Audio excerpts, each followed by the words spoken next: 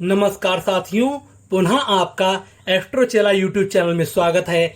आज मैं एक ऐसे विषय को लेकर आया हूं जिसकी सबसे ज्यादा डिमांड थी। जिस भी वीडियो को मैं डालता हूं उसके नीचे वह जरूर लोग पूछते हैं। वह विषय है हमारा व्यापार से संबंधित।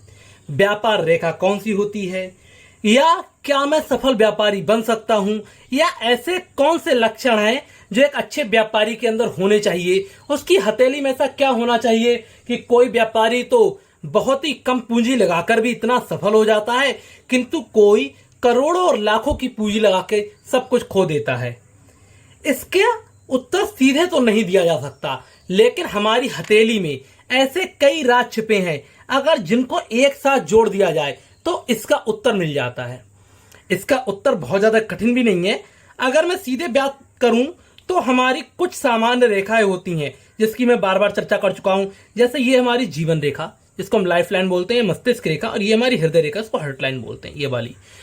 तो ये तो सहायक रेखाएं अच्छी होनी चाहिए व्यापार के लिए, लेकिन और कौन सी रेखाएं हैं जो अच्छे व्यापारी को निर्धारित करती हैं कि कौन सा व्यापारी अच्छा है, कौन सा सामान्य। सबसे पहले तो हर व्यापार के संबंधित में एक पर्वत होता है जिसको माउंट बोलते हैं। ये हमारे सारे पर्वत है, मैंने वीडियोस बना रखी, प्लेलिस्ट डाल रखी हैं। इनसे एक ना एक व्यापार संबंधित होता है। अगर मैं उदाहरण दूं, अगर किसी के सारे पर्वत फ्लैट हैं, शुक्र एकदम ऐसा उठा हुआ है बहुत, तब समझ लीजिए शुक्र से संबंधित, मतलब कि आभूषण, कपड़ा, खाना, भोजन या रेस्टोरेंट, इससे संबंधित व्यापार बहुत फलेगा फूलेगा।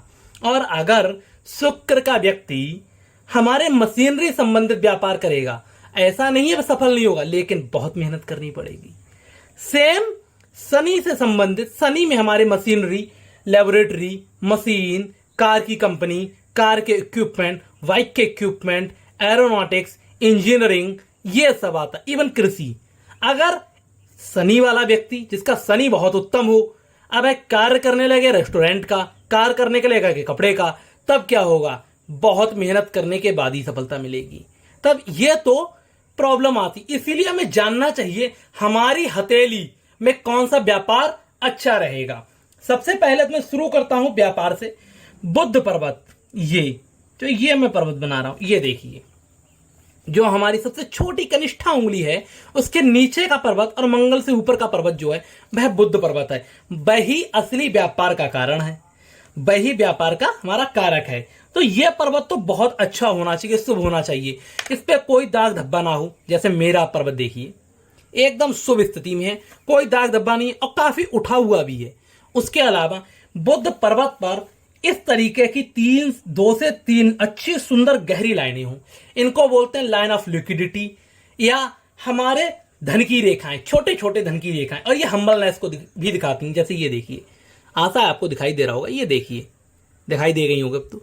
ये बहुत ही अच्छी स्थिति में बनी होनी चाहिए, ये तो सबसे ज्यादा रिक्वायरमेंट है ही। उसके अलावा जो हमारी बुध की उंगली है वह कम से कम हमारे जो सूर्य की उंगली है उसके फर्स्ट फैलन, फर्स्ट पोर या पर्व तक पहुंचनी चाहिए। जैसे ये स्थिति बहुत शुभ स्थिति, ये देखिए आप मेरे कहां तक पहुंच रही, यहां तक, ये हमारा फर्स्ट फैलन स्टार्ट हुआ, यहां तक मेरी पहुंच रही है। अब इसका कारण क्या है, जब भी किसी की बुध की उंगली यहां तक पहुंचेगी, वह व्यक्ति चाहे 50 लोग हों चाहे 100 लोग हों, उनके बीच में अपनी बात को बहुत ही अच्छे तरीके से रख देगा, घबराएगा नहीं, शर्माएगा नहीं, अपनी बात को रखने में बहुत सक्षम होगा, स्टेज फियर नहीं होगा। व्यापार में क्या होता है, कई बार अगर हम जानते हैं कि हमारी चीज सामने वाले की दुकान से थोड़ी सी अच्छी नहीं है, तब भी इस तरीके से उसको दर्शाना होता है, इस तरीके से रिप्रेजेंट करना होता है कि ग्राहक हमारी ही चीज ले जाए। तो उस तरीके की कला जिसको हम बोलते हैं किसी को सम्मोहित कर लेने की कला, तभी आएगी जब आपकी उंगली बहुत अच्छी हो। आपने देखा होगा कुछ बड़े बड़े राजनेताओं की उंगली बहुत अच्छी होती है, तो ये बहुत अच्छी होनी चाहिए व्यापार के लिए। उसके अलावा लॉन्ग फेथ लाइन, फेथ क्या होती है, भाग्य रेखा, ये देखिए। अब इसमें भी अलग अलग कारण है। अगर भाग्य रेखा हमारी बिल्कुल मणिबद्ध से प्रारंभ होगी, ये हमारी मणिबद्ध की रेखाएं, ये सारी मणिबद्ध की रेखाएं, अगर बिल्कुल नीचे से प्रारंभ हुई इस तरीके से और फिर ऊपर चली गई, तब तो बताते हैं ऐसा व्यक्ति जो उसके पीढ़ियों से व्यापार चला रहा है, और भी स्थितियां अच्छी हों, जैसे यहाँ पे रेखा हो, उसके अलावा मनी ट्राइंगल हो, मैं बताऊंगा अभी आगे चल के।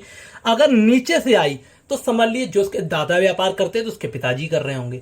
अब उसके पिताजी वही व्यापार उसको ट्रांसफर कर देंगे। अब दूसरी स्थितियां अच्छी हुई तो उस व्यापार को ऊपर ले जाएगा, हो सकता है व्यापार में कुछ चेंजेस भी लाए। लेकिन बिल्कुल मणिबद्ध से स्टार्ट ना होकर, जो सामान्यता मणिबद्ध से नहीं होती है, थोड़ा तो ऊपर होती है। जैसे मेरी फेथ लाइन बहुत शुभ है, मेरे हाथ में देखेंगे लगभग सभी शुभ चिन्ह मौजूद हैं, इसीलिए मैं अपने हाथ का अक्सर आपको एग्जाम्पल भी देता हूं। ये देखिए मेरी फेथ लाइन कहां से स्टार्ट हुई है, बिल्कुल मणिबद्ध से, थोड़ा सा गैप है यहाँ पे बस। लगभग सभी की यहीं से अच्छी फेथ लाइन शुरू होती है। ये देखिए ऊपर तक यहां तक गई है। ऐसी फेथ लाइन जब किसी को थोड़ी सी ऊपर शुरू हो, वह व्यक्ति जो ऐसा होगा, लगभग ये स्थिति, बहुत ही सफलता के योग अपने साथ रखता है, अच्छा व्यापारी बन सकता है, क्योंकि उसको भाग्य का पूरा सहारा मिलेगा। बचपन से, जन्म से ही ऐसे एनवायरमेंट में रहेगा कि उसको वही बातें मिलेंगी, वैसे ही भाग्य का सहारा मिलेगा। नंबर एक, ये तो होनी चाहिए अच्छी, अगर आपको स्ट्रगल नहीं करना है भाग्य में। उसके अलावा अच्छी मस्तिष्क रेखा, ऐसा नहीं है कि आप व्यापार में बैठ गए और आपकी मस्तिष्क रेखा अच्छी नहीं है, या आपको बहुत अच्छा फाइन, बिल्कुल भी आपको जोड़ घटाना नहीं आता है, बिल्कुल आप एकदम कह सकते हैं कि बिल्कुल सीधा व्यक्ति हो, एकदम गौ जैसा, उसको आप व्यापार में बैठा दो, 99% में सफल नहीं होगा। क्योंकि आज के समय में, आज का समय इस तरीके का नहीं है कि कोई भी व्यक्ति किसी भी व्यापार को ऊंचाइयों पहुंचा दे। आपको उतना ही तेज तर्रान होना होगा जितना तेज तर्रार ग्राहक है।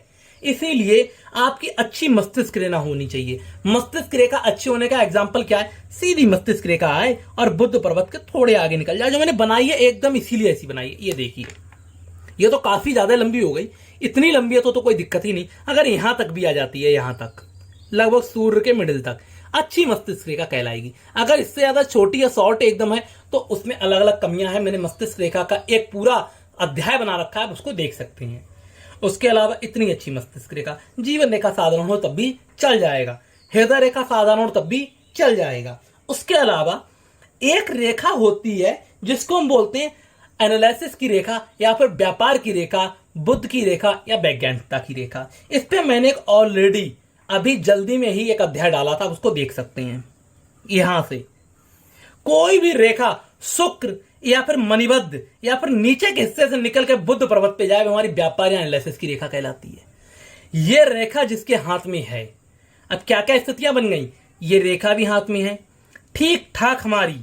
ये देखिए, ये रेखा इस तरीके की है, दिख रही होगी आपको। ये बहुत ही गहरी नहीं होती है, अभी मेरी एज कम है, जैसे जैसे एज बढ़ती जाएगी गहरी होती जाएगी।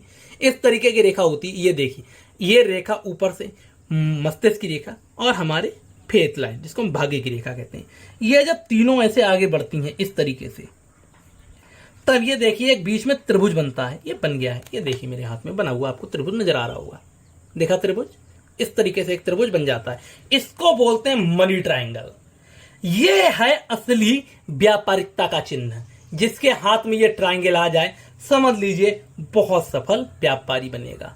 आशा करता हूं कुछ ना कुछ आप इस वीडियो से सीखे होंगे। इसका पार्ट 2 भी मैं जल्द लाने वाला हूं, उसमें आगे की हम चर्चा करेंगे। जो भी व्यक्ति मेरी इस वीडियो को देख रहा है, कृपया करके चैनल को सब्सक्राइब करे, वीडियो को लाइक करे, और जब भी कुछ ना कुछ सीखता है कमेंट जरूर करे। अगर कोई प्रश्न है तब वह मुझे astrochela@gmail.com पर भेज दे, या फिर अपना व्हाट्सएप नंबर कमेंट में लिख दे, मैं सीधे संपर्क कर लूंगा।